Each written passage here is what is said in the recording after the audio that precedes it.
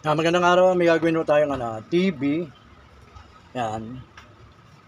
Ang tatak niya yan, LG. Ang problema nito, dito parte rito, malinaw siya sa bandang baba. Pero dito, ano siya, kumukurap-kurap siya, may flickering siya. Kaya hindi siya mapanooran ng maayos. Kasi, hindi normal yung yung video niya. Kaya pinatingnan na. Saksak natin. Yan. Automatic naman to.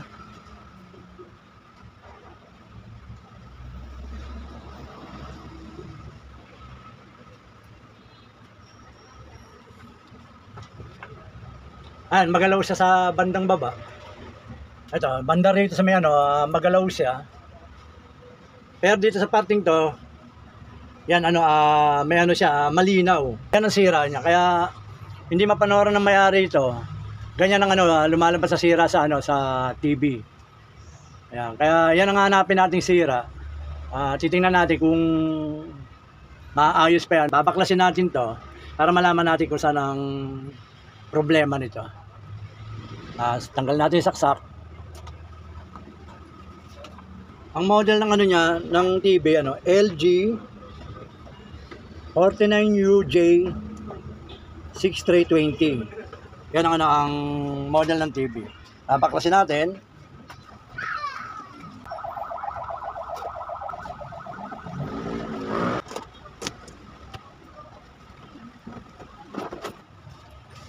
Bali yan ang yung yung laman niya sa loob ng ito yung yung pinaka motherboard niya. Ito. Tapos ito yung pinaka power supply niya. Tapos itong to, ito yung kung dito ka nakaharap, ito yung left na na panel board niya dito. Tapos ito naman yung yung sa right. Ito dalawa to. May siya, may dalawa siyang ribbon dito. Ang gagawin natin dito, tatanggalin natin bawat isa, titingnan natin kung saan sa parting to, kung dito sa may taas o dito sa baba, ang mayroong problema. Para hindi na tayo mahirapang maghanap kung saan parte rito ng TV ang problema. Ang una natin tatanggalin, ito muna, tanggalin natin to. Ito, yun nasa baba. Yan.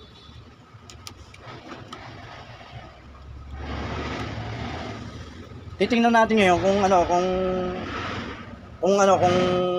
magkakaroon yung ng liwanag yung kabila o isang madilim, kung ang malinaw sa dalawang channel to ng LED to. Sasaksak natin.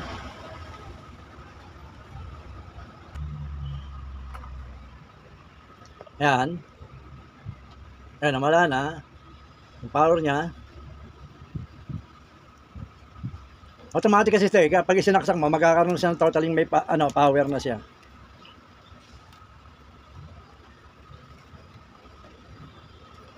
Silipin natin yung pinaka niya.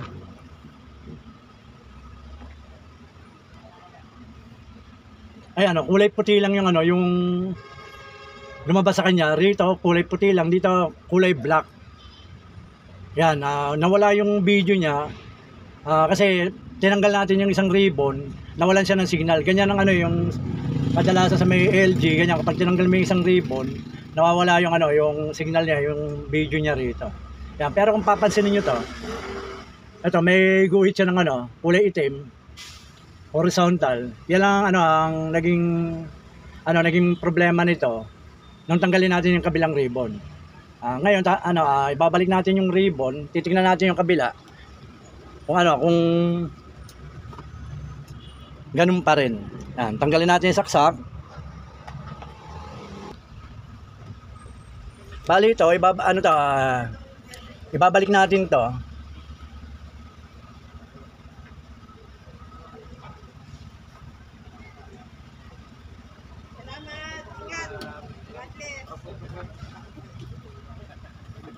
Ito naman ang babaklasin natin, itong nasa taas. Titingnan natin kung ano ang diferensya, ang pagkakaiba niya. Tanggalin natin to. Yan, tinanggal natin yung taas naman na ribbon niya. Ang gagawin natin, sasaksakulin natin. Yan, ayan, standby.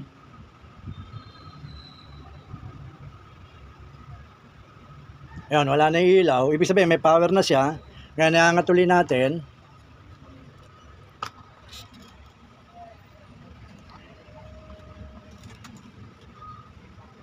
Ayan, puti pa rin, oh. Dito naman sa right side ko, puti pa rin. Dito kulay black. Pero kung papansin niyo yung horizontal line niya na white na item, nawala. Ibig sabihin, ito, mas malinis to, mas malinaw.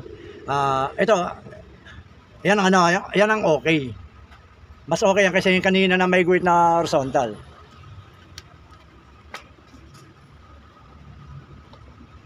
Ito, nang tanggalin natin to, luminaw yung pinaka-puti niya, walang horizontal, pero nung tanggalin natin to, itong nasa baba, puti rin siya, kaya lang may ano siya, may guhit na horizontal na kulay itim.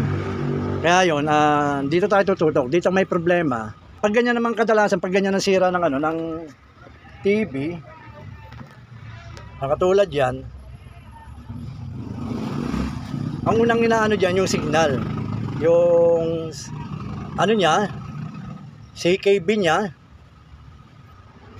yung CKB channel niya, yun ang hanapin natin, sira. Kasi to, dito sa dalawang yan,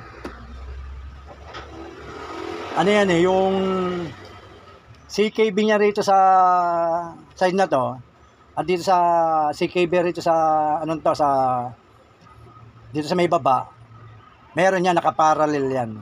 Ang hanapin natin kung nasaan yung pinaka signal niya rito, titingnan natin kung makakaya natin siyang i-block yung yung niya, yung pinaka channel niya rito, dito sa kabila. Ang paghanap niya ng ng linya niya na parehas siya diyan, gagamitan natin siya ng ng analog tester. Titingnan natin kung siya, kung nasaan ang mga connection niya. Ito, gagamitan natin siya ng ng digital tester. Titingnan natin yung linya niya, para malaman natin kung saan yung connection niya. Bali, sa ohms lang 'yan. Ang paghanap nito ng gantong signal, kung pareha siya ng kung nasaan dito nakaparallel yung yung yung CKB, i-short natin siya. Ayun, tumutunog yung tester, ibig sabihin may siya, may connection siya, yan. Dito hanapin natin dito yung yung CKB, tsaka yung LC1 tsaka LC2 para makita natin yung yung linya niya dito sa parting to at saka dyan. Ito, anuin natin tong dulo yun sa kabila, kunin natin dito yung isa sa dulo. Ayan, tumunog, ibig sabihin yan, dalawang yan, nakaparallel yan, naka-short, yan, CKB. Yung pangalawa, yun, yung pangatlo, ayun, pang-apat,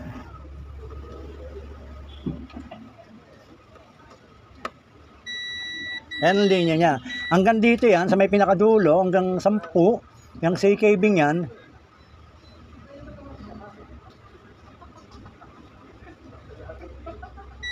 Yan. Isa lang ang linya niyan. Yan.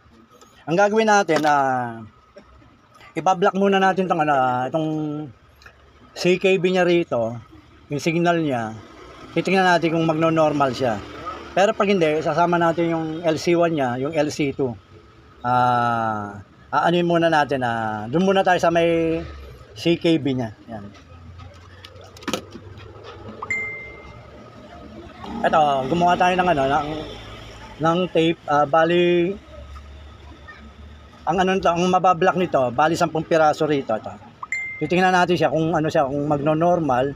Bali dito tayo magbablock din sa kabila. Kasi yung linya niya rito sa CKB, nang testerin natin yan, naka-short siya. Ibig sabihin, pareha siya ng contact. Yan. Kaya dito muna tayo, nandito ang problema. Titingnan natin kung magno-normal siya.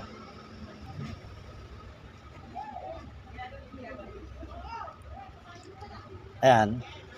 Binlock natin. Natin ito, ilalagay natin.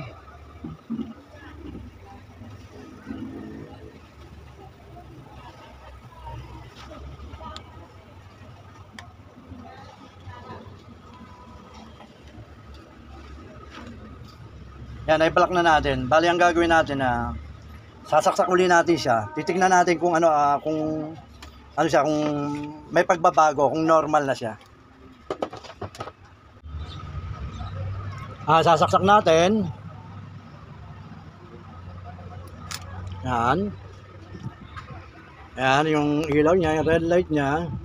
Standby pa siya. Yan, nawala na yung standby niya. Ibig sabihin, may power na siya. Ngayon, taas natin to.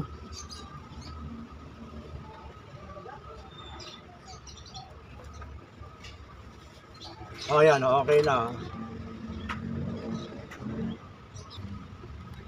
Hindi na magalaw yung yung nasa baba niya.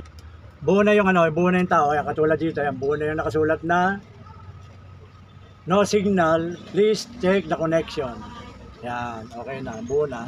Ang gagawin natin ngayon, sasara natin to. Pagaganahin natin siya ng ng nakatayo naman. Titingnan natin kung normal ang istasyon niya.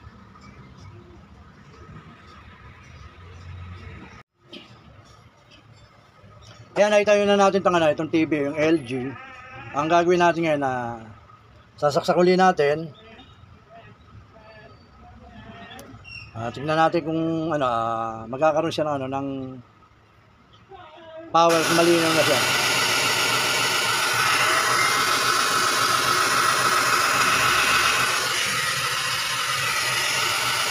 Yan, nagkaroon siya ng raster, liwanag na buo na. Paling gagawin natin, hanap tayo ng audio video, nilagyan natin siya ng BSS. Hanapin natin yung ang pinili natin yung audio video, enter natin.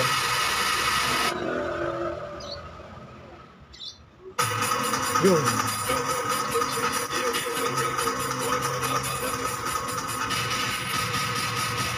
Meron na siya. Lipat natin.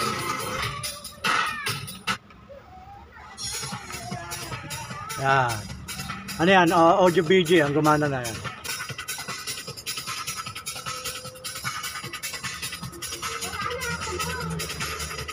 Yan, okay na yung TV. Ano siya? Wala na rito yung yung kasi rito yung siya, yung kumukurap-kurap yun sa ilalim. Normal na siya. Pwede na ulit sa panawaran. Yan, dito naman sa may baba, yan, normal na rin siya. Salamat sa panonood. Basta watch, share, and subscribe lang po kayo sa ginagawa para at least natin nasusubaybay. Thank you po, maraming salamat.